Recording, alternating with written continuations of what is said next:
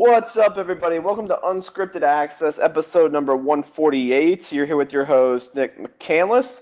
On this week's show, we've got Bronson Fiore Hello, everyone. and Anthony Ta.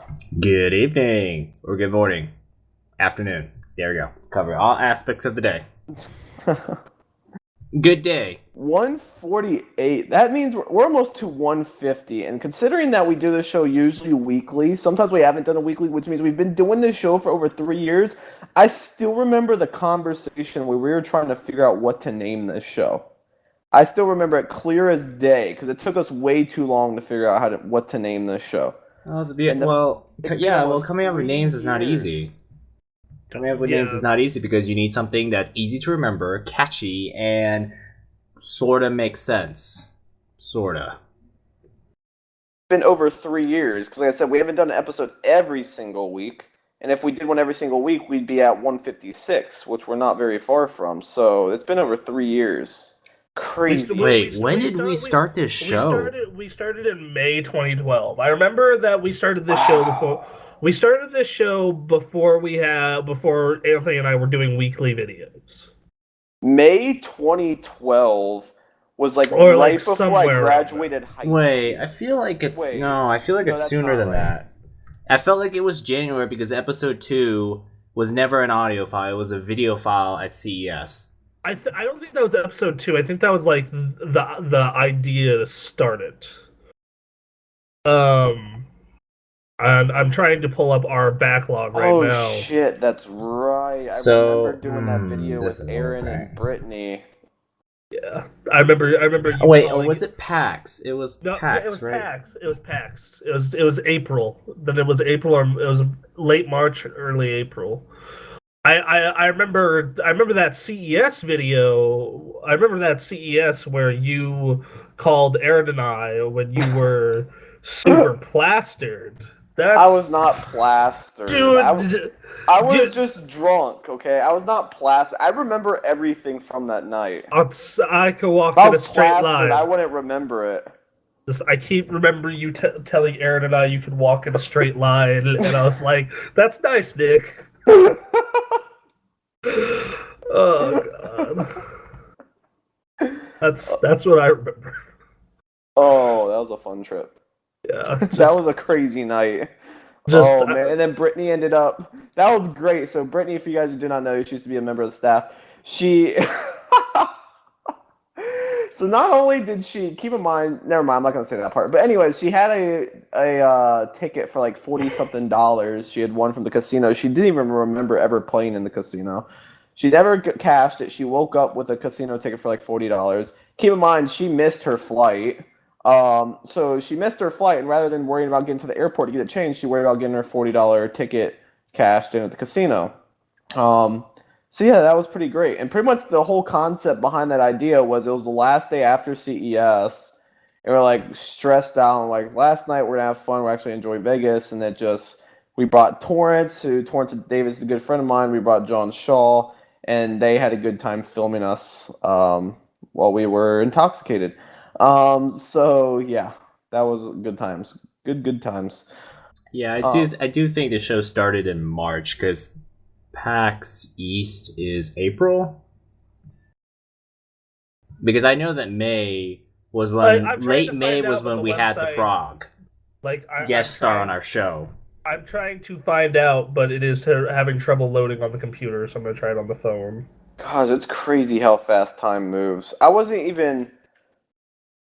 over 3. So I've just been living in California now for just over 3 years. Like literally my 3-year mark just came by. So we were doing that show before I even moved out to California. Before I even knew I'd be out in California.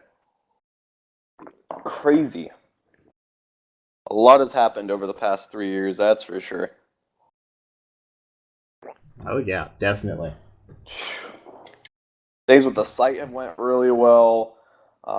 Our traffic, I mean, if you look at the traffic from 3 years ago, it's laughable compared to now. Mm-hmm.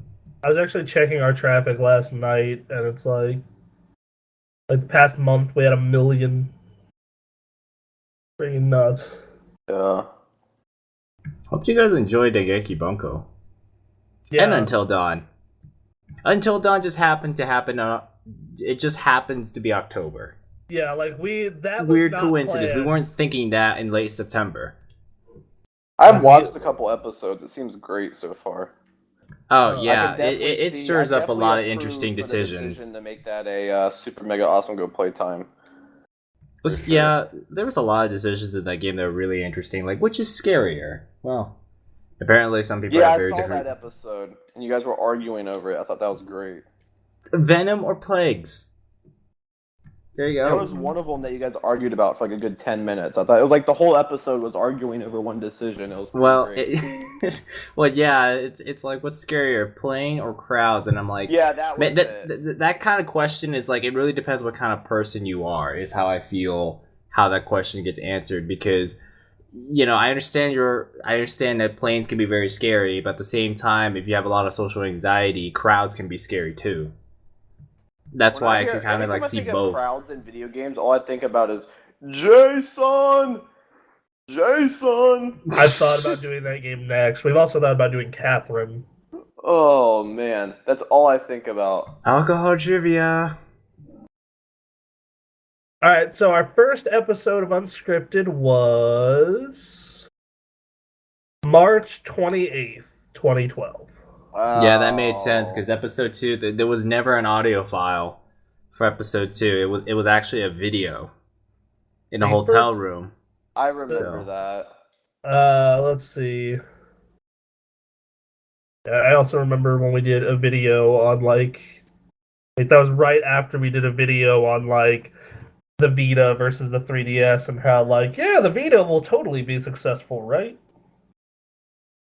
Well, that was at the time. I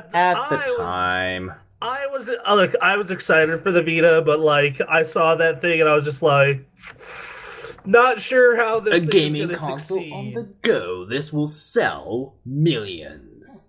To me, like I actually been playing my Vita a lot the past like week, but most weeks that is not the case. But they get like this week's PlayStation Plus games were Broken Age, which is playable on Vita, Super Meat Boy, which in my opinion is best on Vita, and then I recently got Persona 4 Dancing All Night. So I've been using my Vita quite a bit actually. So I have not. I've actually been doing a little bit of because I haven't had much time to play video games at home. Just been crazy. It's like this. I swear, like every week it's busier and busier. But this week has just been like completely like out of control. But I've been using my new iPhone 6s Plus to do some gaming. And I'm actually, like people like will hate on like iPhone gaming and stuff like that. Oh, it doesn't replace this. I agree. You don't have the buttons. But I've been playing some games that really impress me. Like there are some, like I found that out when I bought my tablet. Like I bought my tablet and I was like, yeah, there are some really awesome games on here, and they managed to port some pretty good games on here. Like I agree, it does not replace a Vita or a 3DS, but I mean, you're talking about the game library. I mean, people can argue about the quality of games. Well, there's been some very solid games that I'm not paying any money for. Like these games, I'm not buying these games. They're completely free. And yeah, like there's a little bit of a grind to them because obviously they want to make money, but it's not required. So I'm absolutely loving it. I've actually like played games that like you just pay for once, and there's some games like that you'll pay like a couple bucks. Yeah, it's not like the Vita or 3DS where you're paying like $30-$40 a game. So I'm really enjoying it. I have not bought a full retail priced Vita game in God knows what, like up until Dancing All Night. Like, and it's because like all the best things on that platform are like indie games. Right. Plus, I always have my iPhone with me, so it's not bringing another device. It's just always there. Plus, on this 6S Plus, it has a nice size screen. I think my big issue with phone gaming and I guess tablet gaming has been like I'll get downtime at work and like for that kind of gaming where it's like, oh, I got a 2-3 hour stretch of I just need to stay awake. It's it's not great, but like with some rare exceptions, like Hearthstone's awesome. They managed to find a way to make Transistor work pretty well. I really like that game that they showed off in House of Cards, Monaco, I believe it was called. Or no, Monument Valley. Monument Valley. That game got Yeah. so much praise. Yeah, that game is really good. Like I played. And that was XCOM. a game that was what, like $3 or something like that. Yeah, it was really cheap. It was like, I think it was $4. Like XCOM is on there, and XCOM on it is actually super good. Yeah. Like XCOM works really well on the tablet. Not sure about the phone, but on the tablet it works really well. You know, I like, and I feel for like short form gaming, it's fine. But outside of Hearthstone, there's no game on either of those platforms that I'm gonna like put a lot of like a good long hour, 2 hour long session into. You know, like I remember when I got Final Fantasy X on Vita, I dropped like 40 hours into it, like the first 2 weeks.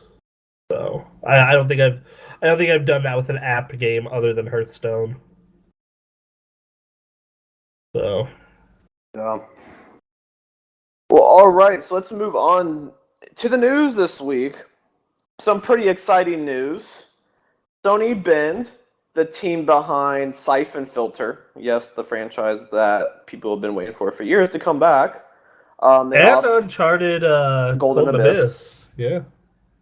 So SCE Bend is working on a new game. So Yoshida came out and he was talking on a podcast and he said, quote, "We haven't announced anything about what SCE Bend is working on, but it's true that the developer's last game was Uncharted Golden Abyss." Yeah, I remember listening to this podcast. It was that new PlayStation one that Miller PS I Moriarty. Love You podcast, yeah. It's pretty good. Like it's definitely a lot better than that IGN podcast that does PlayStation. Yeah. And he pretty much said, quote, that it's awesome, but I can also say that's big. The biggest SCE Bend game ever. So what are you guys looking... Like, what would you guys want to see? Like, do you guys want to see a new Siphon Filter? Do you want to see something totally new? I mean, I'm personally not a big fan of Siphon Filter, so I'd like to see, like, a brand new franchise come out. But what do you guys think? Joke answer, Golden Abyss 2 for the Vita. No. Let's invest a lot of money into a Vita game. Yeah, let's make that... Like, I mean, they're doing it because Gravity Rush 2 is a thing. So, I mean... Yeah, but that's not going to have the budget of a... Uncharted Golden Abyss 2. No, it's not. It's still good. Still, like, to make a game like that, though, it still probably costs a shit ton of money. Yeah. Yeah, so, I don't know. Like, those guys have... SCE Bend has literally done nothing but Siphon Filter, right? And Uncharted Golden Abyss, I believe that's it. They might have actually... No, they did Resistance Retribution. Got it. Resistance Retribution was awesome, so I mean, if they did another one of those, I'd be kind of down with it. Yeah, but they're not going to. It would be on. I would like to see No. I mean, like back. on console. Like I mean, on console. Like don't. Like I mean, the Vita's dead. That's. I don't think it's dead. I just think it's being propped up by a different type of developer.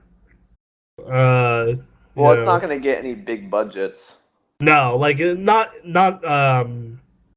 North American or European ones anyway. No, I could guess maybe a couple Japanese, but like it's getting Japanese ones. Like Danganronpa 3 is coming to it, stuff like that, but not anything that's stateside.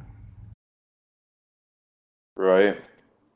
I would love to see. I love the Resistance franchise. I synced so much, and obviously had a lot more time back then. But I synced a lot. I mean, a lot of time into Resistance 2 co-op. So much time. I remember I reviewed Resistance 3 for TGA. It was one of my early reviews for the site, and I still think this is true. It is one of the best single-player shooters I've ever played. The that game is like, yeah, its multiplayer is fine. Like it's like this is sci-fi Call of Duty. It's good enough. But that campaign for Resistance 3 is incredible. It is so good. Um, yeah, so I'd like to see them do another Resistance. I thought that Resistance PSP game was pretty good. Like I thought it was really good actually. A lot better than that Vita. Yeah, that Vita Resist. Like I reviewed that. I have the platinum trophy in that. And man, that game is awful. Well, it's also not that awful if you got the platinum in it. No, because it's just a really easy. Like you get all the trophies except for one by just beating it. Oh, really? Yeah, and then that one, like the other. Well, no, except for three, and the other three that you don't get, like you just have to play multiplayer. Which okay, did that, and then you have to go back and do like this really easy thing in the campaign. Oh. So like I was so like after I wrote the review, I had one trophy to go, and I was like, well, I might as well. Yeah, I can see that. So, but yeah, that game, like, I think I gave it like a 6, and I was really generous because I was like, well, it's Vita's first shooter, and it wasn't too awful, and like those actually first couple levels were really good, but overall it was. Meanwhile, Killzone on the Vita was great. Yeah, no, that game was awesome. Like Yeah. that is how you do a Vita shooter. That's how you do a portable shooter. The best and really only good shooter on that platform. I mean, like first-person shooters, yeah. Like there's some good third-person ones, like Resogun and stuff. But Uncharted was good too. yeah, Uncharted was really good on. Like that was like.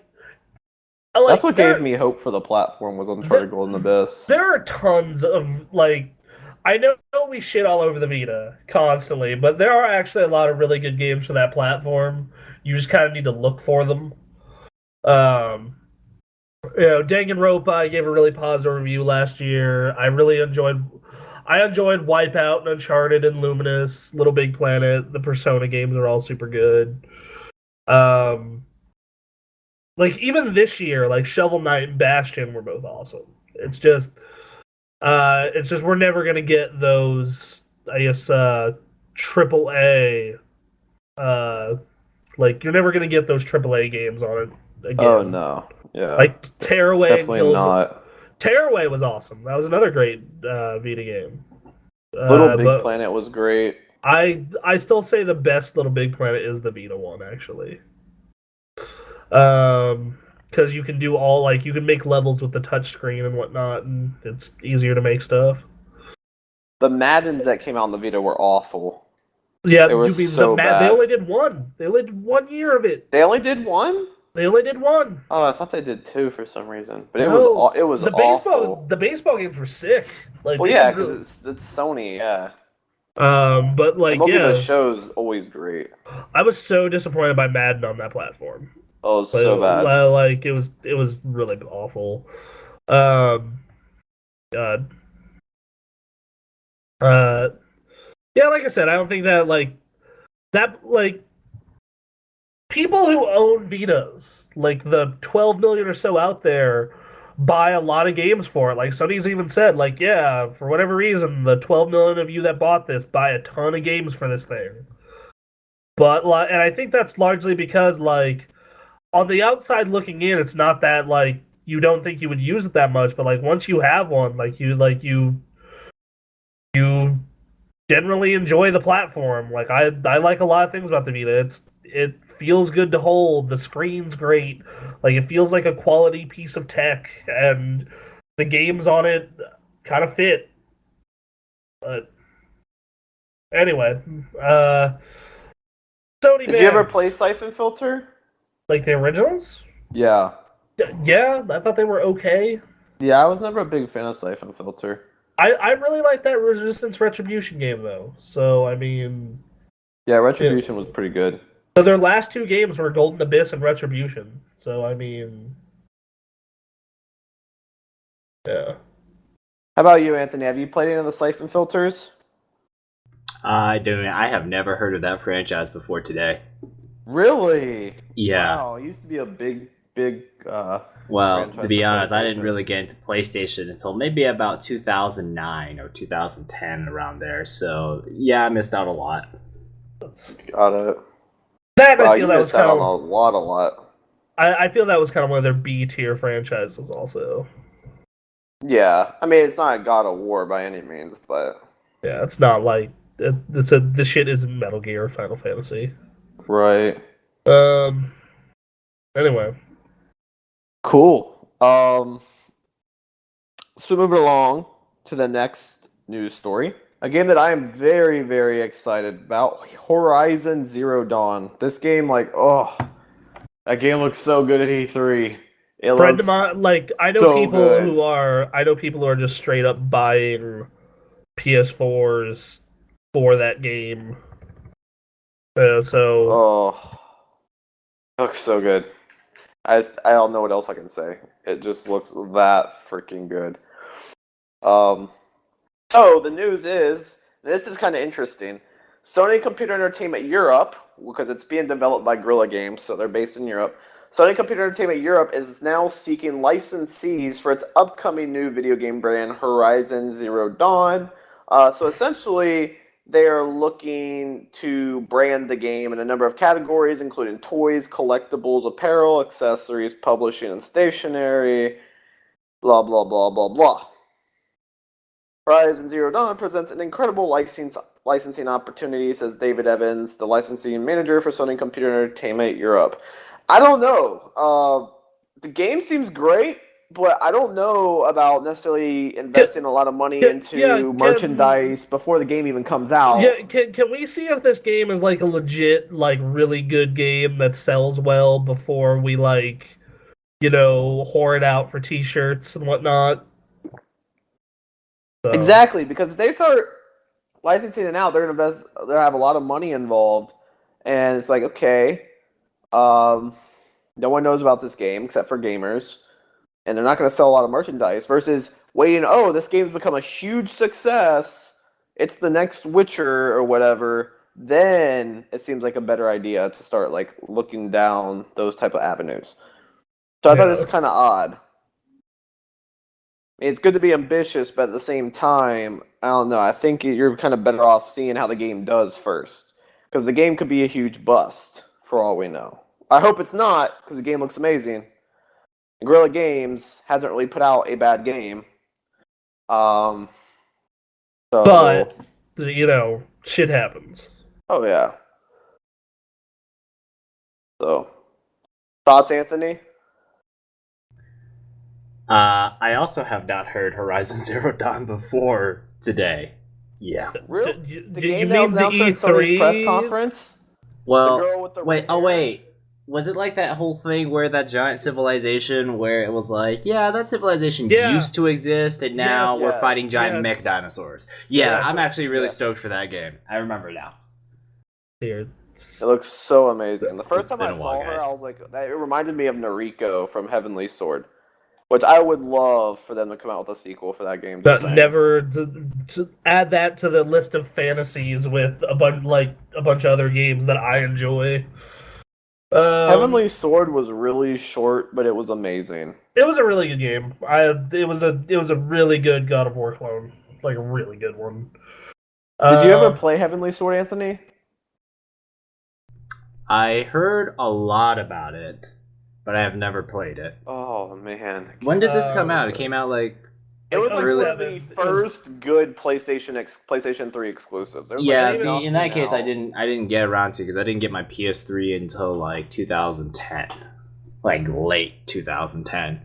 So there was a lot of early stuff there that I missed. Hey, if we want to talk about games that are never going to get made, Burnout Paradise 2.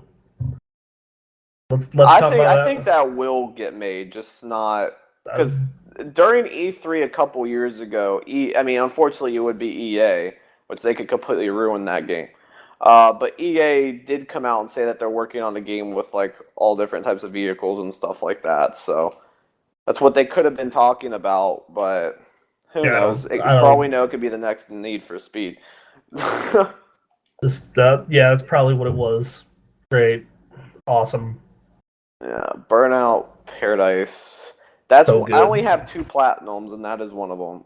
And I love that game so much. Once again, I had so much free time back then, but I played that. Literally, it was go to school, baseball practice, and then I'd come home and I would play that game with one of my good Burnout friends that I met through Burnout. We would just play for hours on end. Yeah, that's like I would get off football practice, then Aaron and I would play Burnout Paradise. Like that's how it would go. Like just breaking billboards, doing races, just such good stuff. Such good. So good. So good. All right, well, I'm going to move on to our favorite topic when it comes to gaming, virtual reality, VR. Ah, damn it. So you know that Microsoft Ooh, the exciting HoloLens? feature. You know that HoloLens that Microsoft announced? Yeah. Yeah. Did you guys hear about how much this thing's going to be priced at? Oh A lot. yeah, I heard about this. Fuck what? Whoa, What wait, the don't say fuck anything, are they Bronson. thinking? Don't say anything, Bronson. Anthony, did you hear about it? No, but I know it's going to be expensive. Take a guess. 10 grand. Oh, no. It isn't that ridiculous. Oh. So the HoloLens, so Microsoft announced, they recently had a big conference where they announced their new Lumia phones and their Surface Pro 4 and blah, blah, blah, blah. Well, they announced that the HoloLens development kits are set to launch in early 2016, so very soon, priced at a very, very small amount of $3,000. And Well- Microsoft announced a controller that pretty much works with the HoloLens and all this stuff for gaming. Well, here's the problem. How many gamers are you going to get to buy a $3,000 accessory? I don't think you're going to get many. Well, here's the really thing. Don't. Well, at the same time, knowing this from kind of like sort of the more hypothetical researching area of stuff,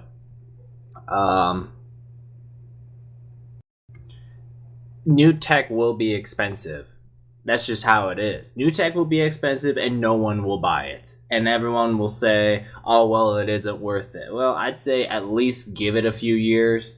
Who knows? Maybe cheaper. I mean, it's like, oh man, the iPhone. Oh man, it's so expensive. Who's gonna pay $700 day one just to get a phone that with features you don't really need? A phone is supposed to make phone calls. It's not supposed to be your PDA music running on like a 2G internet connection. I'd say give it a few years. Tech's always expensive when it's new. I'd give it some time to see if it's actually useful or practical or meaningful down the line. And if it isn't, well, it isn't. And if it catches on, okay.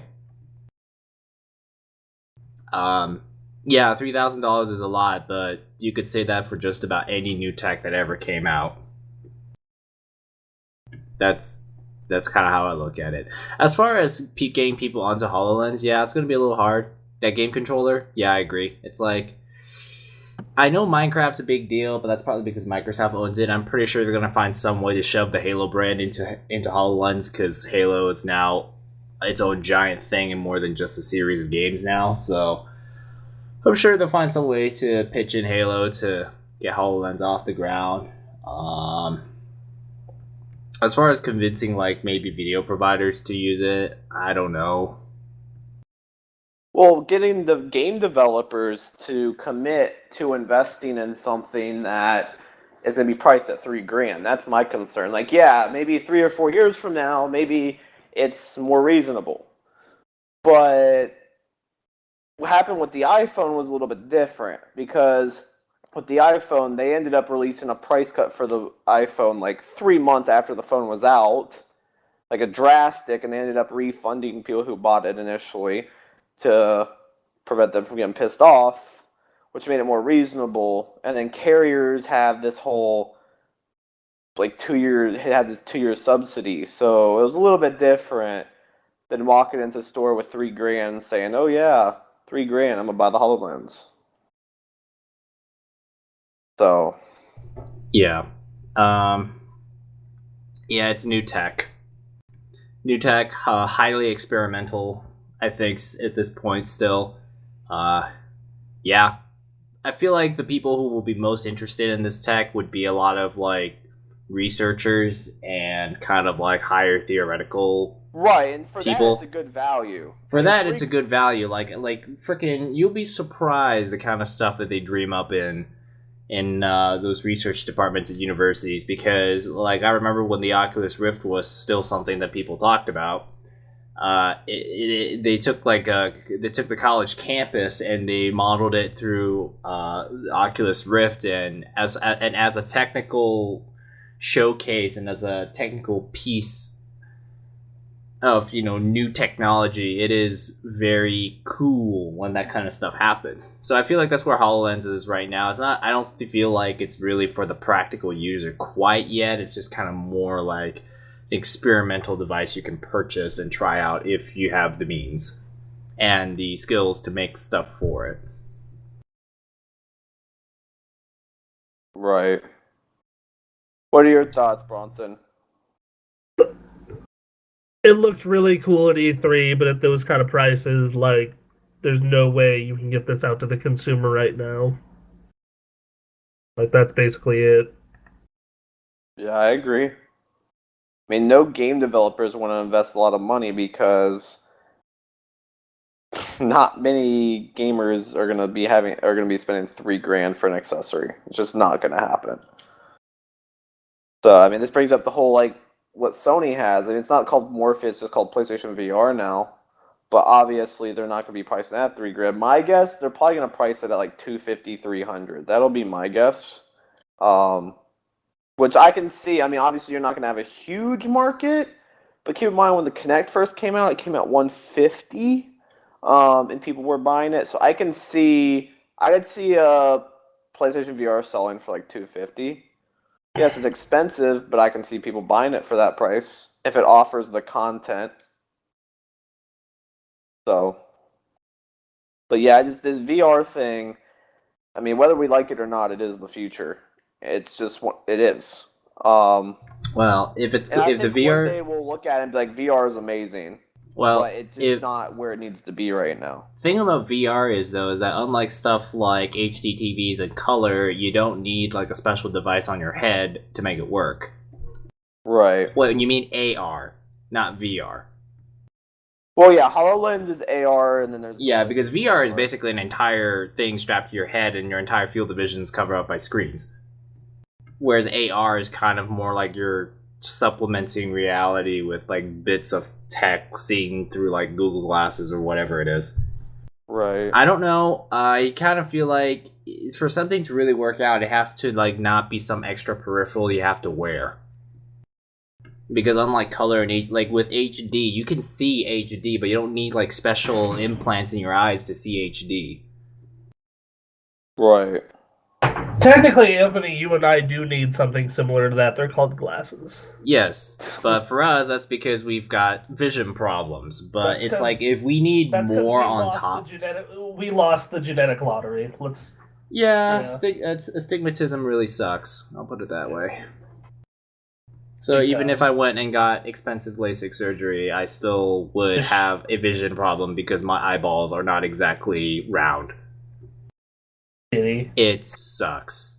Yeah, no, I feel your pain on that one. Anyway. But yeah. Can you imagine, like, for you and me, it would be even harder because now we have to strap something in addition to our glasses. And it's like, does that mean I have to get contacts now? Does that mean I have to go get laser eye surgery or something? Yeah. Cool. So moving along to a news story that has me super excited. This was my favorite news coming out this week. Ubisoft has officially announced Far Cry Primal, the latest entry in the first-person shooter series, Far Cry, and it will be taking players back to the Stone Age. Releasing worldwide February 23rd of 2016 for PlayStation 4, Xbox One, and PC. The PC version will be coming out in March. They did not say when in March, but PlayStation 4 and Xbox One coming out February 23rd. So it could be a week later, or it could be 4 weeks later. We don't know. But Far Cry Primal is set to take place in 10,000 BC, at a time when massive beasts like the woolly mammoth and saber-toothed tiger ruled the earth. You take on Takar, a hunter and last surviving member of his hunting group, and players arrive in an area called Oros with the singular goal of survival. I think this sounds badass. And the reveal trailer was sick. I can't wait. Because I loved Far Cry 4. Absolutely 100% freaking loved that game. So it was my game of the year that came out. Wait, Far Cry 4? That was last year. Oh, that was last year. Yeah, last year.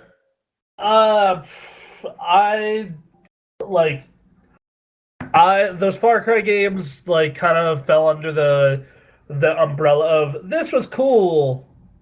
I enjoy this, but that I'm not going to invent this just isn't for me for whatever reason. So I mean, I didn't like Far Cry 1 or 2. But Far Cry 3 I loved, and then Far Cry 4 was just amazing. And then the Far Cry DLC was incredible. That first game was just a benchmark software. Yeah.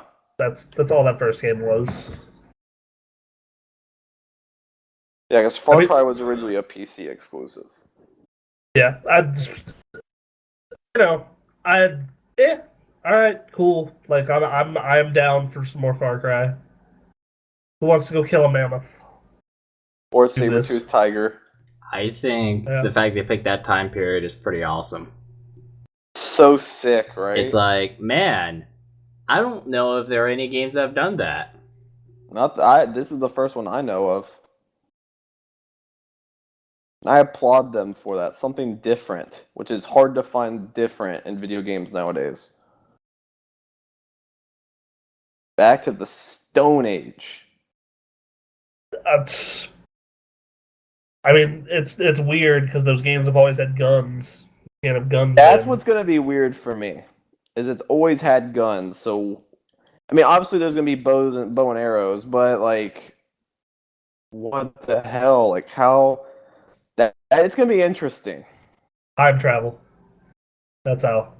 There you go. Apply some Bioshock, some dimensional Bioshock bits, and you got your gun there. Well, they did a little bit of that in Far Cry 4, so I wouldn't be surprised. No, time travel. Donald Trump shows up and says, "For America," and hands everyone guns. There you go. Oh boy, that would be hella messed up. Yeah, that would not be good. But how funny would it be? It would be really funny. No, that's like Far Cry: The Saints Row edition. That's basically what you described, right? Great. It was so great about that. It was separate from the game, so you could play Blood Dragon without having the game. Yeah, because it was so drastically different that they probably came up with when they were taking some hardcore drugs. They probably was a night off work, and after work, and they went off and did their thing. And we came up with this brilliant idea. We're gonna call it Blood Dragon. And there's gonna be a lot of bright colors. They were I can tell you what happened. They were watching an '80s action movie and doing peyote, and then that's how it happened. There you go. That's the secret to success in the video game industry, kids. Drugs. Just do drugs. Well, look at Mario. Beatles. Look at the Beatles and the music they did. They did drugs. Most of their songs have references to drugs. Lucy in the Sky with Diamonds being the obvious one. LSD. To be fair, Steve Jobs did LSD. A lot of successful people did LSD. I've been reading about I've been reading his book finally. His book's amazing. It's really good. That book that book is a must read for everybody. Yeah, I've been reading that, and I've been reading about the history of Silicon Valley as a whole. And yeah, man, that dude did weed and LSD and just Steve Jobs sounds like a very interesting person when interesting to say the least. You are just the biggest asshole on the planet sometimes. And that's why Apple became the professionals they became. Yeah, see, that's the thing. It's just we don't want assholes. The thing is, though, is that It's always a really hard fine line when you're trying to figure out when to be nice and when to get on people and to say we need to get this done and start like stressing people out to get stuff done. Yeah, but like if you read like Anthony, if you read that book, like even you'd be like, okay, yeah, that's going a little too far on some stuff. Well, do you want to be successful? Do you want a company to be successful? It's just like what do you do? Yes, but like if you dislike someone's work, there's a better way to bring it up than saying this is shit. Well, there's on the flip side, how many times can you be nice about it before you have to be a bit of a pain about it? You don't have to be nice about it, but like, you know, a little, you know, less. Like you'd be blunt, but like, just be like, yeah, this needs to be redone. Not this is shit. Anyway, continuing forward though. Sometimes fear is an amazing motivator. You'll be surprised. I mean, it's not the best motivator for obvious reasons, because stress and anxiety will kill you, but you'll be surprised. Fear can be a very good motivator, especially when it's, you know, your job on the line. Anyway, we got any other news stories? Or what's the next news story? Yeah, we have a little bit more news. So, Microsoft... Oops, 1 second. I just tapped something I did not mean to press. Microsoft has announced that the ultimate Fallout experience will be coming to the Xbox One. They announced this during E3 with the whole mod support. But they're also trying to bring that to the PlayStation 4. It'll probably just end up coming out later on. But Microsoft announced a Fallout 4 Xbox One bundle. That's the one we missed last week. This is going to be huge. So you get Fallout 4 and a 1 terabyte Xbox One for $399. And it comes with Fallout 3. Yes. I mean, cool. Like that. I mean, that is... Fallout 4 players will be able to play PC mods free first on Xbox One. Like, as someone who doesn't like Fallout, I really just do not care about this. But I'm gonna give the game a shot. Like, yeah, I'm gonna give it a shot. Because I get to play all these games because we run 60-minute access through my GameFly account. But like, as someone who didn't like 3, didn't play New Vegas, just thought 3 was a giant tire fire. I'm like, I don't really care about if they do bundles, and I don't see the hype behind this game. But it's gonna sell. There's a lot of hype behind it. Oh yeah, well, I mean, it's been 7 years since the last one. 6 if you count New Vegas. So people are frothing at the mouth to get more Fallout. Yeah. Well, to be honest, when you're excited about a franchise, it does make sense. So you would be frothing at the mouth. And I guarantee you, Persona 5, by the way, the next big game from Bethesda that's gonna get the whole world to like freaking like go insane, and I'm just not gonna give two shits. Is you absolutely Elder Scrolls 6. Yeah. No, they're gonna do Skyrim 2. Watch. No, they don't need to do a Skyrim 2. They just have to say, you know, a new Elder Scrolls, and that's enough. I don't know. I don't think it'll be Skyrim 2 either. I think they're gonna legit be like Elder Scrolls 7. Either way, yeah. I've never liked the Elder Scrolls games. RPGs I think they are good. But The Witcher 3 is amazing. I think Elder Scrolls games are good. I just think they're overrated. I really liked Oblivion. Like that. Yeah, it's like if you could take Oblivion and put Skyrim controls in that, I would say that would be a lot better. Yeah. Because for me, Oblivion and Skyrim are about the same. Oblivion had the much better world, but Skyrim controlled it that much better. So yeah. I like some RPGs. I'm very picky about my RPGs.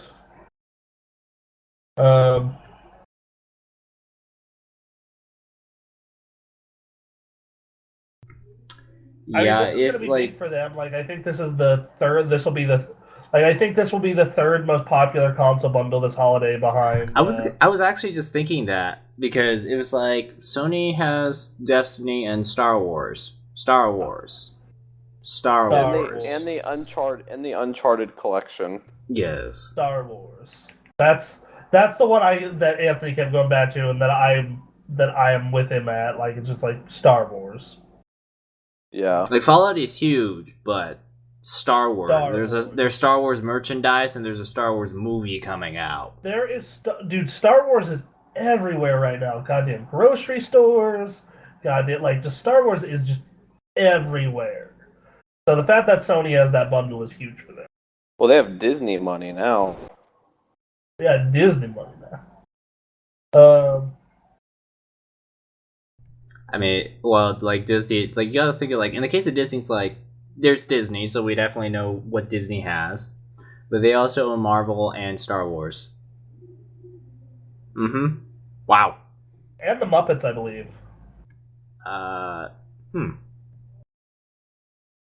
So.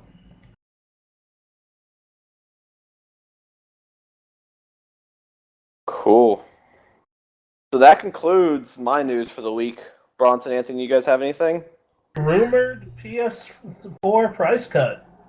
Oh yeah, I saw that. So Target had actually had the Uncharted bundle that said PlayStation 4 price cut $50, and they had it for $349, and they later removed it. So I can see it going into the Yeah. holiday season. They want to compete with Microsoft. I can see $349. yeah, that $50 is everything, especially to like parents. That's a Like, game. That is legit a game. Like that is Especially the if you get a game with it for $350. that is the PlayStation. I mean, that is the PlayStation Plus membership. Like, or so Yeah. things of that nature. So Think of all the things you can buy with $50. I mean, You can buy a ton of crappy food at Taco Bell. you Or can you buy. And then get yourself another or you can PS4 take your through there. girlfriend to a not even super nice restaurant, but a nice restaurant and spend $50. You can go to 2 movies. So with Or your maybe girlfriend. not just 2 movies, maybe 3 or 4 movies if you're willing to do the 11 a.m. early bird special. Yeah, if you were willing to go out that early with her. What else can you do for 50? Like you can go to Egg Roll. You could King. buy 3 burgers at Juicy's. You can get 8 meals at Egg Roll King. So, I mean, there you go. See, this is Or this you is can like get, this or is you what. can get like 30 burritos at Taco Bell. See, and this is have the this is how I worst save shits money and because stomach problems forever. see, this is like how I save money is as I sit down and I think, okay, so with this amount of money, what equivalent can I buy elsewhere? It's sometimes it's like, oh well, like it's like $60. What can $60 get you? Okay, yeah, maybe I should not buy this. Okay, yeah. It just kind of puts things into a little bit of perspective. Like, instead of one $60 game, I could buy 4 months of MMO subscriptions. Yeah. I mean, Well, that's a way to be fiscally frugal, but I yeah, guess. so like as a parent, if you are a parent shopping, that extra $50 is the world. Especially because these systems have pretty much most of the same games. So, Yeah, that's one of the issues I'm facing with my PS4 at the current moment is it is basically the multi-plat system. It's like, with the exception of Drive Club, I think everything I own on the PS4 right now could be bought elsewhere. let me look at mine. Let's see. Exclusive, multi-plat, exclusive, multi-plat, exclusive, multi-plat, multi-plat, multi-plat. So. Yep. So, I mean, for me, it's an almost even split until recently. Especially if there's people waiting for Uncharted, this is kind of a good way because they can replay all the other Uncharteds, get it with the console for $350. I could see a lot of people that are maybe were waiting for Uncharted 4 just going ahead and buying one. Yeah, like because now you get all of the others. So, So, yeah, that's plus good. Sony has nothing coming. Their exclusives are done for the year. I mean, like, Disgaea just came out. That's their last real exclusive. You know, their year for exclusives was Bloodborne, Until Dawn, Disgaea. The Order.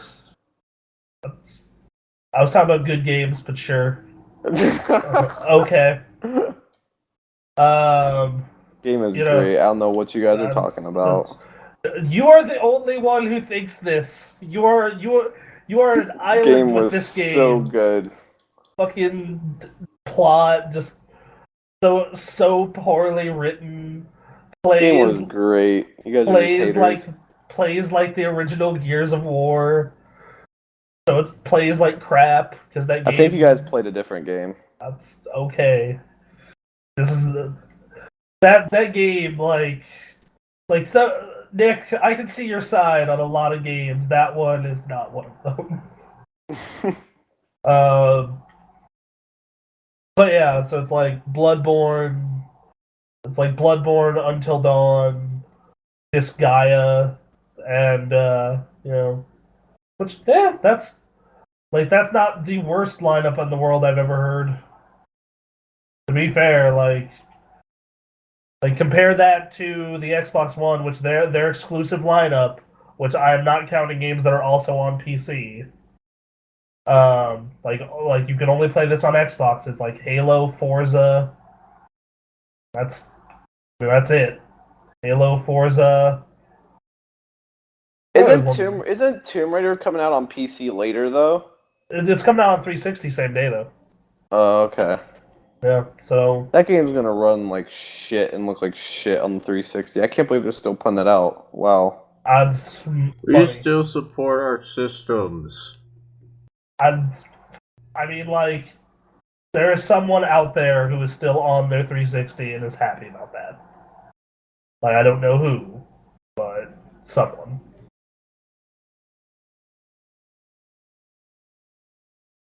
Cool. Yeah. Any other news before we? I want to talk like this is more news on a personal end, but like I'm getting Rock Band when I get paid. The new Rock Band's coming out, and Nick, you heard that story about how all your DLC transfers over, right? Yeah. Well, I'm in the process of doing that, and on PlayStation at least, it is a fucking nightmare. Like, it is hell on earth. Because they don't have a sort button in the PlayStation Store to find the songs that you already own. So what you need to do is you need to look at all their songs that they have for that game, every piece of DLC, and just go through in alphabetical order or by price and download them one by one by one. That sounds like a lot of fun. It's, as someone who owns like 70 songs in Rock Band out of the 2,000 that they have in the store, yeah, it was very time consuming. Wow. Like, wow. Yeah, that game has 2,000 pieces of DLC. Sometimes I just wish, like, doesn't like the PlayStation Store have like a place where it says you have this, or because there's no, like, because I don't have the game yet though, I can't see which add-ons I own technically. So yeah, so I had to go, like, I'm getting ready for this party next week. We're doing a Rock Band party, because my birthday's coming up and the game's out, so it's like perfect timing. And I've been like going through one by one by one by one by one, and like if you own the game, maybe there's a button that you can press, or maybe there's a faster way. But off of what I have, like without owning the game and none of that knowledge. It's just all right. I went through the A's, now the B's and the C's. And they haven't gotten fully all the songs transferred over. They haven't gotten all the rights hammered out all the way yet. So like I'm missing some songs. But yeah, so fair warning to those of you out there who are getting Rock Band, are moving their PlayStation Rock Band to the next generation. So yeah.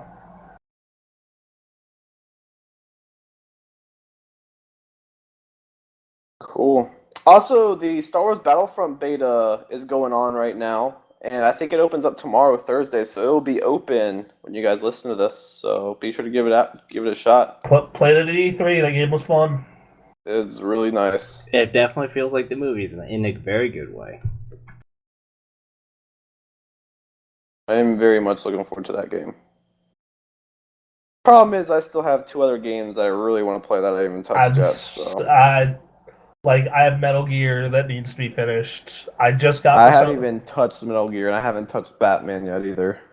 I have Metal Gear that needs to be finished. Like, I want to finish Bloodborne, but I don't think it's gonna happen. I have Metal Gear that needs to be finished. And then Rock Band. Like, you can't really finish Rock Band, but I know I'm gonna put a lot of time into it. Because I love rhythm games. Like, I love them. Absolutely love rhythm games. I don't like there are certain genres that just they just make me so happy, and rhythm games is one of them. Like, I remember when the first Guitar Hero came out, I got it for Christmas, and like if that game had an hour counter, it would easily be at like 80 plus hours. Same thing with all the Rock Band games. Like, when those games came out, like, I had friends over every weekend and we would play through them. But, so, like, I know I'm going to put a lot of time into Rock Band, and then Halo's coming, which, you know, whether we get a review or not, like, I know I'm going to sink a good amount of time into that one. And then after that, I'm going to try and beat Tomb Raider, and just... This is a good year. Like, lots of good shit coming out. I'm actually kind of glad Persona got delayed. The backlog grows ever bigger. Yeah, Anthony, I'm actually kind of glad Persona got delayed. Yeah, me too. Me too. Because it's like, okay, now I don't have to play like an 80-hour game in 2 weeks for Game of the Year awards. Because I would have tried to finish that game for Game of the Year awards. I legit would have tried to be like, yo, let's do this. I'm gonna bring my PS4 to work and play it when everyone's asleep, and try and get through as much of this game as humanly possible. Anyway, so. All right, ready to move on to comments and questions? Yeah, I am. There is one more piece of news, though. Oh, okay. So, what was originally supposed to be a $530 shopping trip became a $550 shopping trip. That's right. Yes, I have. Wait, how did it become $500? I thought that fourth bundle was $400. Well, I will explain. So, right. I bought an Xbox One, or the plan was I was just going to buy a Forza Xbox One, and what ended up happening was I bought a Forza Xbox One, a Play and Charge kit, 1 year of Xbox Live, and a $35 Nintendo eShop card because Smash Brothers DLC.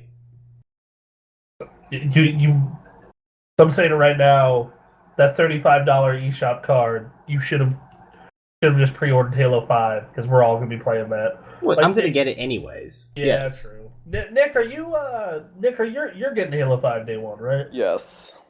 Yeah, so that game, like Halo 5 is going to be one of those games that everyone is highly invested in. Alright, well, I mean, cool. How are you liking it so far? Now that you're part of the Xbox, like, that leaves the only people on staff without an Xbox are Tori and Steph, I believe. Yep. Yeah. Well, so, does Bremen have an Xbox One? Yeah, his brother gave him an Xbox. Oh, okay. Now Yeah. Anthony has everything. He has the trio. He's got he's got the Wii U. He's got the PlayStation 4. He has the Xbox One, and he has the good gaming PC. Anthony and I are fully kitted up. The only thing that Anthony doesn't have is a Vita.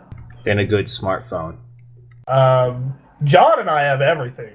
John and I literally are fully like. I have good to everything go. besides the Wii U. Get a Wii U. I don't have time for the consoles I have. That's make time. It's like you're an adult. You don't have time for all these things you bought. I look at my friends that are having kids, and I'm like, how the hell do you have time for kids? I can't even think about having kids right now. That's probably why That's probably why a lot of parents are very grouchy. Is because, you know. I mean, yeah, I could have. Yeah, kids sleep. Something has to be sacrificed, and it's usually sleep. Yeah, I mean, I could have kids and have them just have daycare all day and night, and just pick them up and then put them to sleep and rinse and repeat. I've already said that I'm not having kids until I'm at least 30 years old. And that's if I have kids. I want to quote Nick on that on Twitter. I could have kids if I could be a horrible parent. Which I would not do. Oh, wow. No kids until I'm at least 30. I'm sticking to that. I'm in the same boat. As far as marriage goes, that's going to happen whenever the time comes right. And I'm not necessarily stuck on when that's going to happen, but kids. I'm in the camp of no marriage till 30 either. I could potentially see myself getting married before 30 if the right it just depends. But kids, there's no exceptions being made there. Nobody. 30 is when I'll even think about having kids. That's when my parents had me, is 30. So my parents had me when they were 22, and I look at them, I'm like, you're crazy. I'm 22, and the thought of having a kid right now is not happening. So two of my friends are 24, and one's about to be 25. They're both about to be 25, actually. And they just got married in September. I was at their wedding.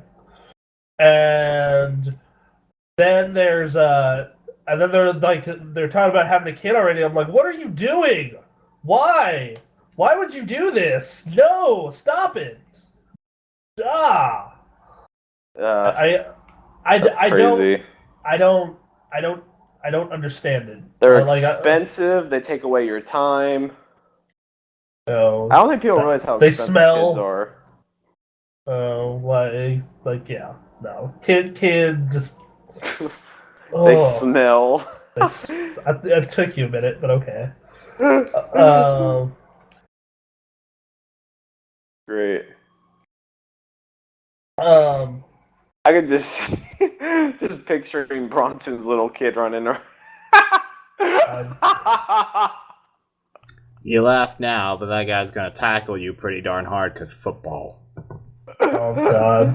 Oh, it's gonna. Oh no, I'm like I say, my thing is if my kid wants to be an athlete, go for it. If he wants to do other stuff, or even she, do what they want. That's. So you know what's gonna be freaking hilarious? So we're saying this stuff now, but give it 10, 15 years, and we're all gonna be married and have kids. Shit's gonna be great. And then we'll have them take over TGA for us. just when we're too old and senile, you must cover video games now. You guys talk about all this weird VR and 4-dimensional shit they're doing nowadays. Yeah, we don't know anything about this. We know about controllers and 2D monitors. Oh God. They're used to play games on a flat screen. What? Wait, what do you mean not all TVs were HoloLens? What are you talking about? How did 1080p, such terrible quality. How did you play the Mario 64s? I'm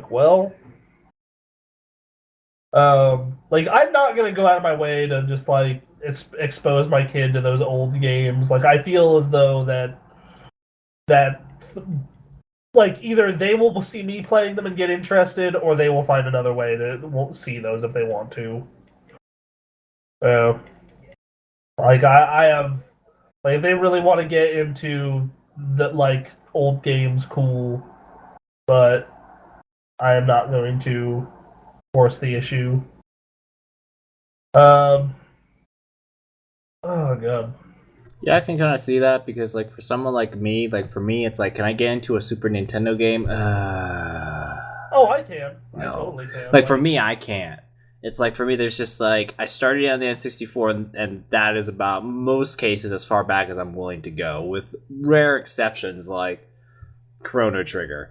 But I'm just not a guy who's like, yeah, I'm sorry, I'm a little too new, and it's hard for me to go old school because I was not raised during that time. I have trouble going back earlier than the Super Nintendo. Like the Super Nintendo, I really love, and like it's a really good platform. Same with the Genesis.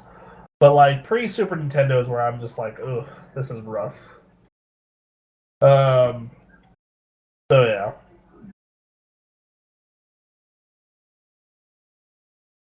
So yes, my Xbox One.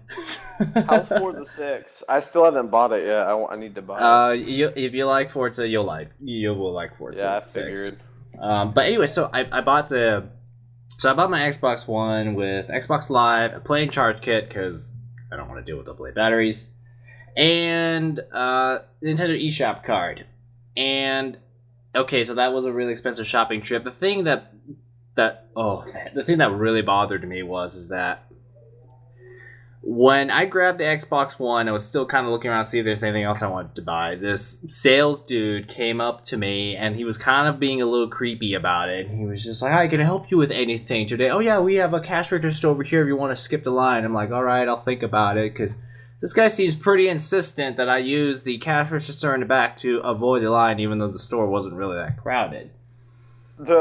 And he seemed pretty insistent that he be the one that checked me out, but you know, I decided to not do it at the back of the store, and I walked to the front of the store, and this guy followed me to the front of the store, and and to test, and I wasn't really 100% sure if I should really be creeped out. So me and the friends I were with, I pretended to look at some headsets, some earphones or something. And he was just kind of snooping around the front by the cash register, sorting out the snacks or something like that. And I'm like, okay. And then there was a completely wide open register with a dude waiting.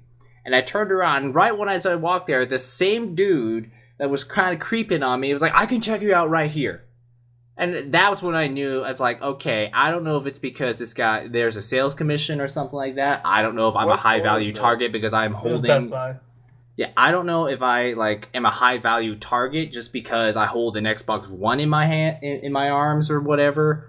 But this guy was extremely insistent that he's the one to check out my items and sell me protection plans and all that kind of stuff. And I'm just like, okay, you have creeped me out. And I should have said no.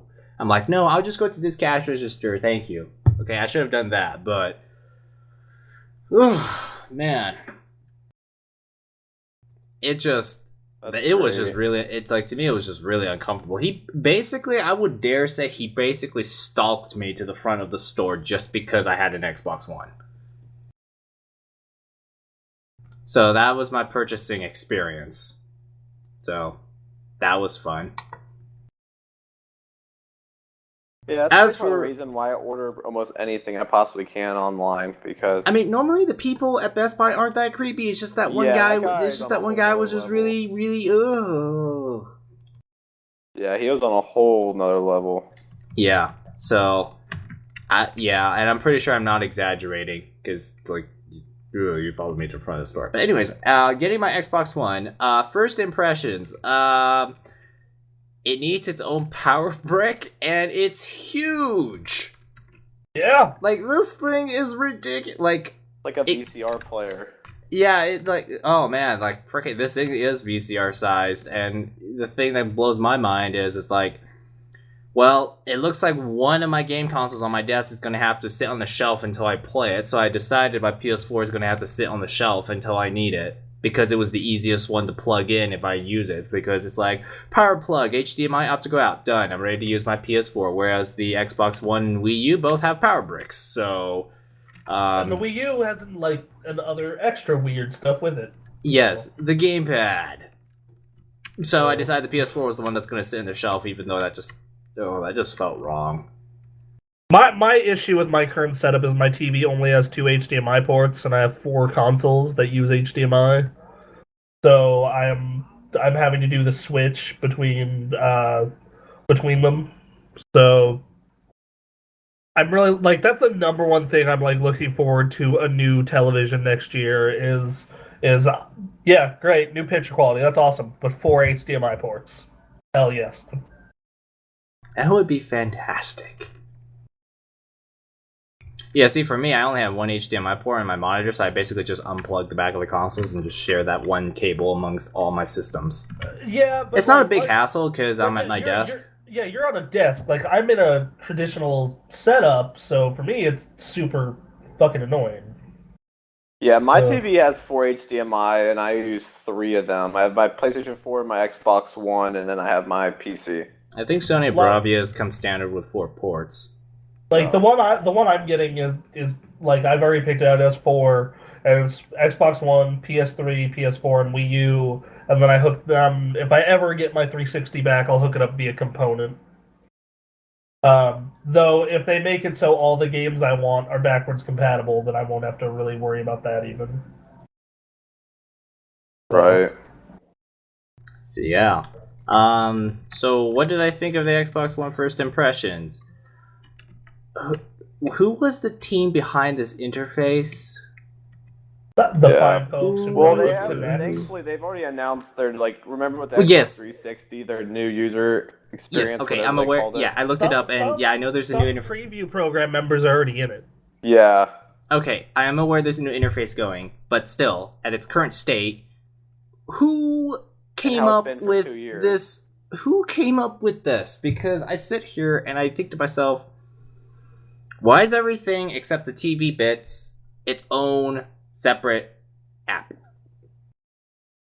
It's kind of annoying because it's like, okay, yes, I understand that, I don't actually play Blu-ray movies on my game consoles because I don't own Blu-ray movies, but, that's its own app, and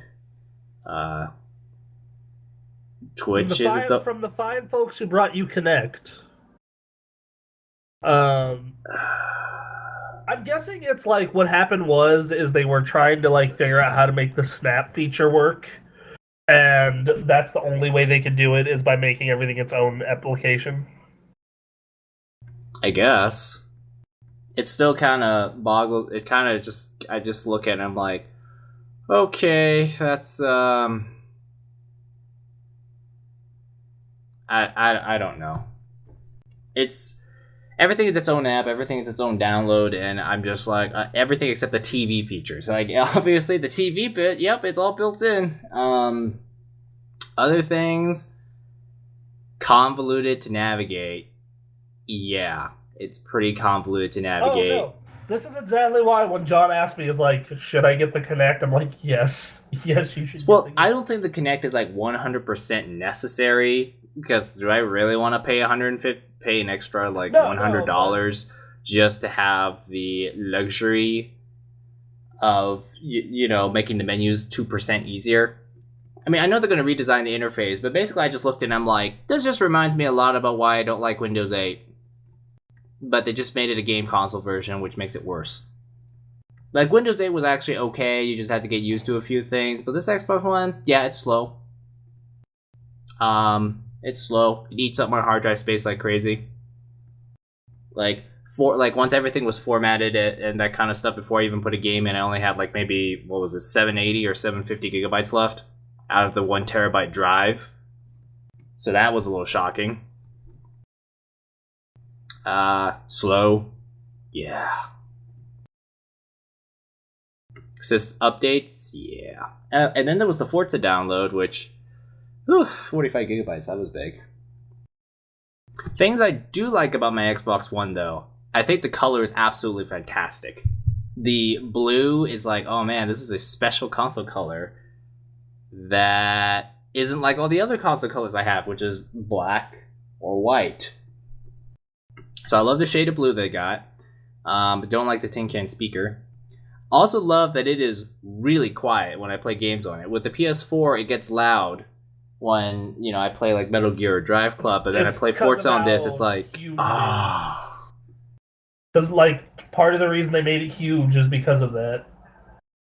Yeah, They want the Red Ring of Death all over again. It's very quiet, and I really like the quiet part, which is great. And the size, it's like I said, it's huge. It is like a Xbox One Slim would actually sell pretty well because of how giant this thing is. Yeah, I just have it on my entertainment stand, so I never really look at it, so it doesn't bother me, but yeah, like I have it on the floor on top of a box, so fine. Okay, so that's the Xbox One. Kind of okay with it. It's okay so far. We're gonna see how when they put out the new interface. That's gonna be interesting. Looking forward to Halo this year. I'm sure that's what they'll start putting on the box.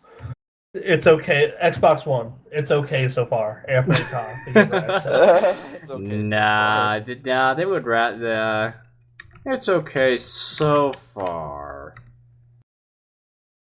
But okay, so Forza 6, that's more important than the Xbox One. It's Forza. It's that familiar Forza game. So if you like the previous games, you'll like this new one. Having come from Forza 4, this is my first Forza since the 360 versions. So it's a driving game. It's familiar. You race on the track. You have cars, you tune them. My current issue with the game is that after 4 years since Forza 4, I don't think this game really quite feels like next gen, if I'm really honest, because there's a lot of things about it that seem very familiar. Like, cars don't exactly shift like a dual clutch like they should. The tuning is exactly the same. You notice that the modeling is not really quite as good as it could be. The lighting is kind of stuff, but it's still a good driving game. It's still fun.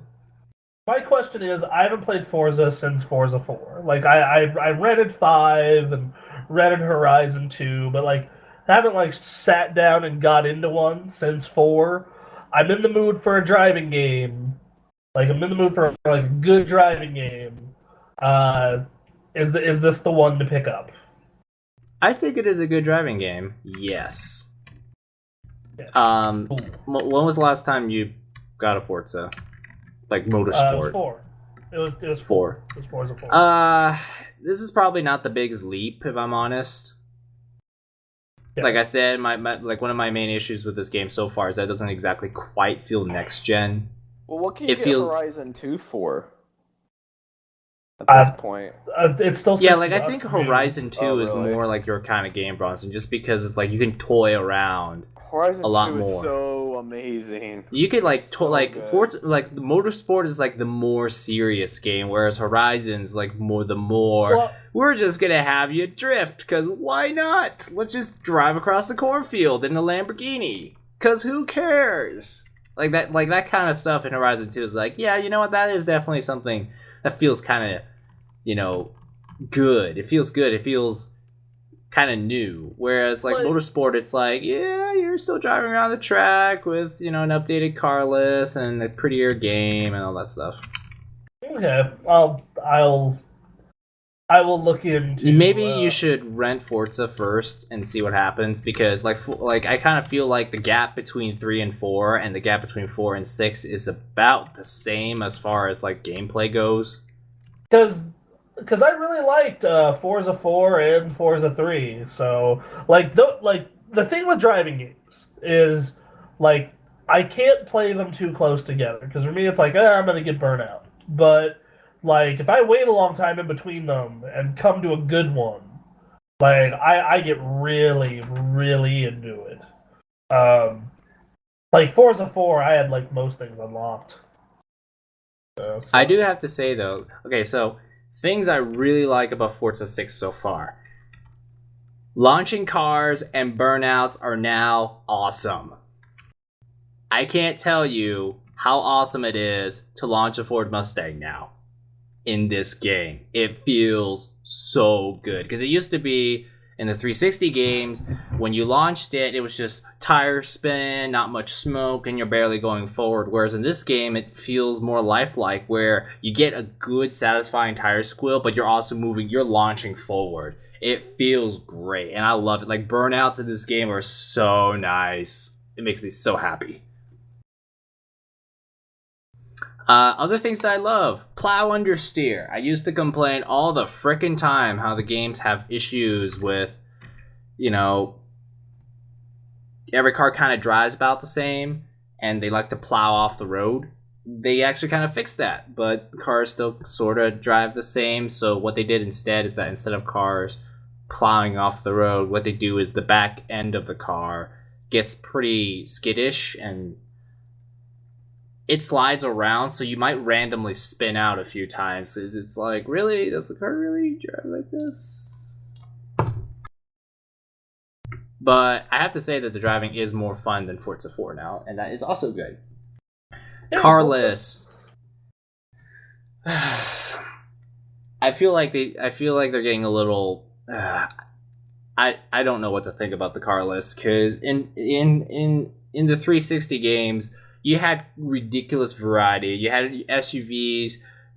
You had all the choice you can want. You could have a regular sport coupe. You can have a sports car, a supercar, an SUV. There was so much to choose from. Whereas in 6, I'm a little lost on what their idea of the car list is, because you won't find a Honda NSX, which is kind of like a must-have in racing games. But you can get a Cadillac XTS limousine or a World War II Jeep.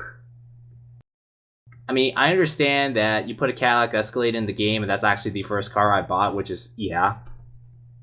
But a limousine? Really? Really? If anything, that's just going to be like troll material, because people are just going to pick that limousine and just block off the track. So, the car list, I don't know. Alta Vista, it's basically just look at a standard car in more detail. Commentary is okay. I don't know. There's a lot for me to say about the game, but currently the verdict for me is some new, a lot of old. Not really in a bad way. It's a good game, but I don't feel like this racer feels next gen. It's very good, but I'm starting to hate that word, by the way. Well, here's the thing. Then let me put it this way. It feels more old gen. Not really in a bad way, because the old games were very good. It's just that you kind of hope that you could have felt more progress could have been made, but there wasn't. And so I'm a little bummed out about it, but I'm enjoying the game so far. One day I will beat Nick. One day. One day. Because I didn't beat him at E3, so. Well, now would be your time to beat me, because I'm rusty. I haven't played Forza in a long time. The thing is, though, is that after hearing your driver level in Forza 5, I'm like, damn. Dude, Forza, what was it, like 200 something? Yeah, also, I was up to 300. Here's the thing with Forza, like, once I start playing Forza, like, that's all I will play. Like, I just get hooked on it. I know recently you've been playing Borderlands, Madden, and The Witcher. Yeah, I've been playing Borderlands on the stream. Madden, I've gotten really hooked on the Ultimate Team, so I've been playing that. And Madden's a game I play year-round. And then The Witcher, I just need to beat. I'm getting really close to beating it. So once I beat that, I'm probably going to move on to Metal Gear. I've already got it downloaded on my PC. I just haven't played it yet. Metal Gear and then I have Batman. And I really want to play Forza too. But Forza's a game, like, I don't like playing two story-based games at the same time, because then they start, like, blending and mixing things up. But games like Forza and Madden I can play kind of in between. And then Borderlands, the pre-sequel story, is complete trash. So the game's great. Don't get me wrong. The game's amazing. I love it. But the story's just awful. So I could care less. But Forza, I need to get Forza, because I'm a Forza freak. I mean, there's just no other way to put it. Like, once I started playing Forza, forget about it. Like, Horizon 2, I synced so much damn time into that game. Forza 5, a ton of time. So, I know it's going to happen with Forza 6. Yeah, I think that sounds like a good game to play at once the beginning of the year rolls around. That's how I feel about the Destiny. I might just wait till at this point. I might as well, because I'm sure someone will have that for maybe like $30-$40 on Black Friday. So I'll probably buy it then. Yeah, I could totally see Forza being a $40 game by then. Like Destiny Taken King, like I want to get into it, but I'm just waiting until the dead season happens. So But then at that point, your friends might not be playing it. No. Thankfully, one of my friends is like a couple of my friends actually are obsessed with Destiny. So I will always have someone to play that game with if I want to play it. If Nick does get obsessed with Forza, at least he and I can like do some stupid things with cars in that game. Yeah. Speaking of, I almost forgot to mention this. So the PS4 community feature came out. And Yes. TGA now is a community. I made us a community. So you should all go onto your PS4 and join the GamerAccess.com community. You just look up me, Undying Sarge, and it should be on my communities page. So yeah. Cool. Drop that news. I figure we could all organize, like, we already have, I think it's 11 fans on there. In fact, I can check right now. I'm on my PS4. So, these... We have 19 players in our community already. I don't think I've joined it yet. I'm actually on my PlayStation right now playing Madden. Oh, you sent me an invite, so I am joining right now. Yeah. I am now part of the community. Sweet. My PS4 is on a shelf, so I need to go plug that in, so it's going to be a little bit for me before I join in. Fair enough. Communities! Actually, should make it easier for some people to join us on our live streams. That's a cool idea there. Yeah, no kidding. Yeah. Uncharted 4 comes out, we call for people. It's like, hey, who wants to join us on our live stream to play online? Streaming game when that comes out. Yes, and I especially can totally for see playing with fans, that'll be an amazing game. Yeah. For sure. Yeah, everyone's gonna have that game. Yeah, it'll tell you the members that are online right now. So, like, members that are online are me, Nick, and Quinn, and what they're playing. Yeah. So, like, and we can, like, start doing stuff like game nights and stuff like that. So, like, all right, well, this week we're doing a weekly game night of Destiny, or, like, this weekend Star Wars Battlefront is out, so we're gonna do a community game night of the beta. Those. And then our fans can organize game nights amongst themselves and whatnot. So, yeah. That'll be fun. Yeah, so hope you all enjoy the community. Should be a lot of fun. Cool. I know we have some other news, Bronson, if you want to fill them in on the record that we will be taking on. Ray and I are going to die. So this Extra Life is happening the weekend of the 6th through the 8th. TGA, as always, will be participating in it. But there's going to be two separate ways of participating. There's going to be the regular staff doing the splitting up 24 hours amongst themselves. And then there's going to be Ray and I, our lovely intern, are going to play 52 straight hours of Mario games. That is more than 2 full days, folks. That no sleep, no rest, all Mario. Just all Mario all the time. So we are going, like, the record is it's 50 hours, so we're going for 52. And the first thing we're going to try to do is 100% Mario 3D World, because that is going to take a long-ass time, we know. And then from there, we're going to try and do, like, Mario U and Mario Party, maybe. Things of that nature. So we hope that you will come join us sometime during the 6th through 8th of November on the TGA stream. I'm not sure how we're gonna do 2 streams at once. Maybe we'll have the staff do their Extra Life stuff the following weekend. So we're gonna be doing an Extra Life stream. So yeah, just come watch. Our Extra Life page is actually up. So for those of you who want to donate now, actually for those of you who don't know, I should probably explain what Extra Life is. So Extra Life is a charity where gamers do gaming marathons. It happens once a year, and all the money goes to children's hospitals and Children's Miracle Network. You can donate to any member of our team. Right now, I'm the only one up. The rest of the staff are going to be creating their pages and picking their hospitals. I'm currently set up for Renown in Reno.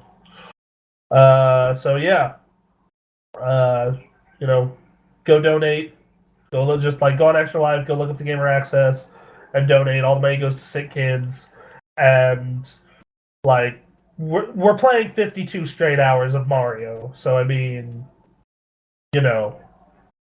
please go watch.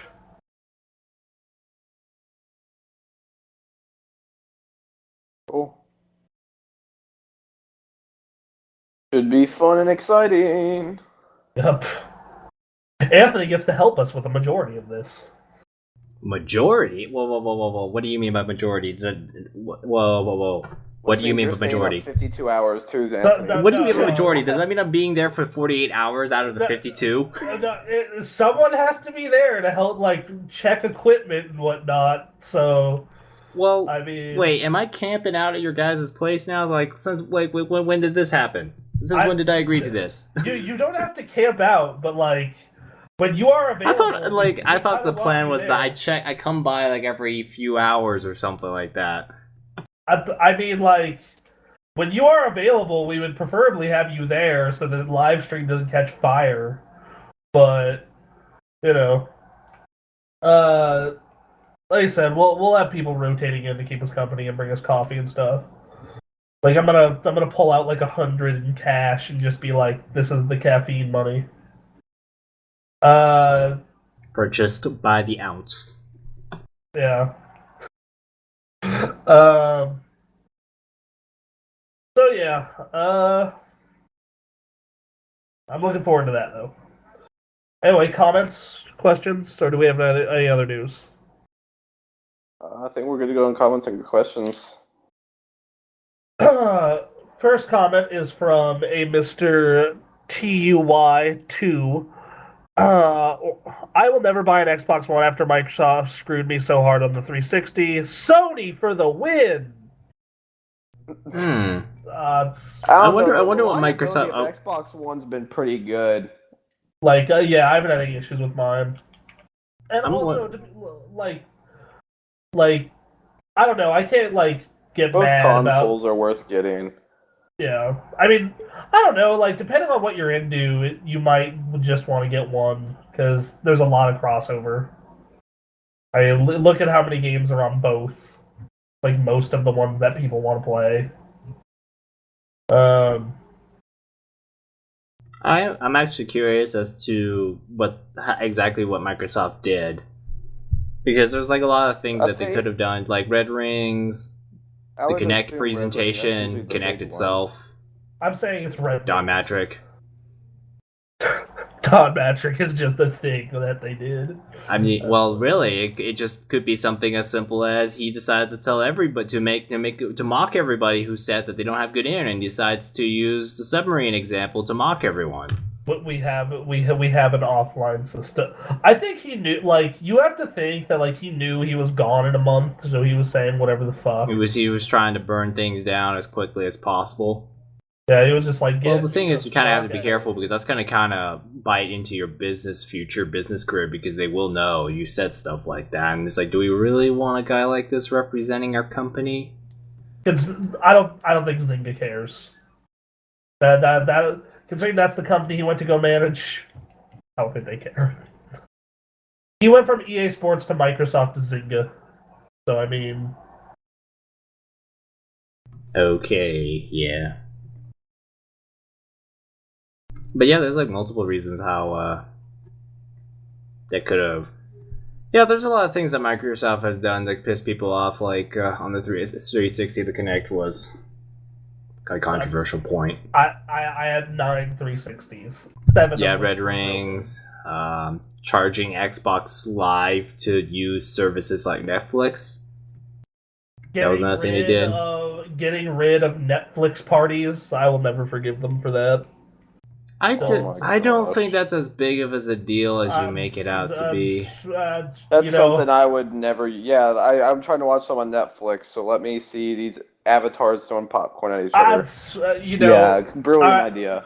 Okay, so like I said, I have a lot of friends in other parts of the world, and we want to watch movies together, and that was way easier than going. All right, hold on. All right, 1, 2, 3. All right, I can hear it. We're off by like 2 seconds. Okay, pause. Let me catch up. No, damn it. Yeah, so. Well, I would never do that. So. Well, it's because you don't have friends, Nick. We know this. Well, I have friends, but if I'm gonna watch some with them, I'm gonna watch some with them in person. Yes, because like you don't like. The thing is, though, is like I said, I have friends all over the country. Yeah. Some of my closest friends are in places where I am not. So. And you like watching stuff with them remotely? I like because we'll talk over the movie. Like that's another thing. Oh. Like we'll like. I guess it just depends on the person. I mean, I'm sure there was some rights issue with Netflix and why they had to stop doing that. Absolutely. Like I remember we would just like pick like just the worst movies imaginable. Like to give you a clue of how bad these were. One of them was called Jesus Christ Vampire Hunter. Another one. We watched a documentary on the Westboro Baptist Church. Oh my gosh! Like we would purposely pick just awful films and just make fun of them the entire time. I'm assuming one of those films was Sharknado. It wasn't out at the time. I will say that like every now and then we would find a movie that was bad, but it would end up being actually kind of good. Like that would happen on occasion, and we're like, oh wow, okay, this was unexpected. But yeah, so I don't know, like that bummed me out. Getting rid of 1 versus 100 bummed me out. That was another cool thing that they briefly did that they never like followed up on ever. Like, did you ever do 1 versus 100? Yeah, that was actually cool. That was super awesome. And like never... Oh man, I remember that. That was they actually had the real host of that show, like do it live. That was something with avatars. That lasted only like a month. Yeah.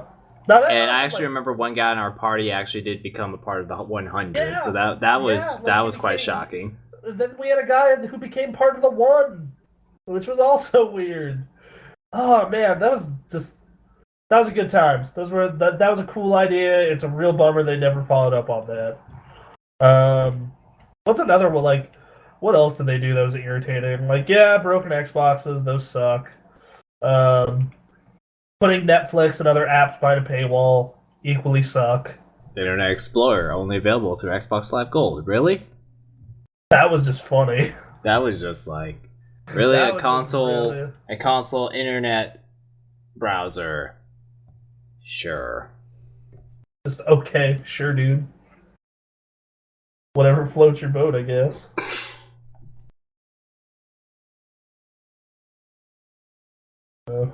Cool. Yeah. So next comment. Next comment is a response to that from Cray T. Oh, no, I think Microsoft learned from that, and it showed its reliability of Xbox One and the size of it. Yes.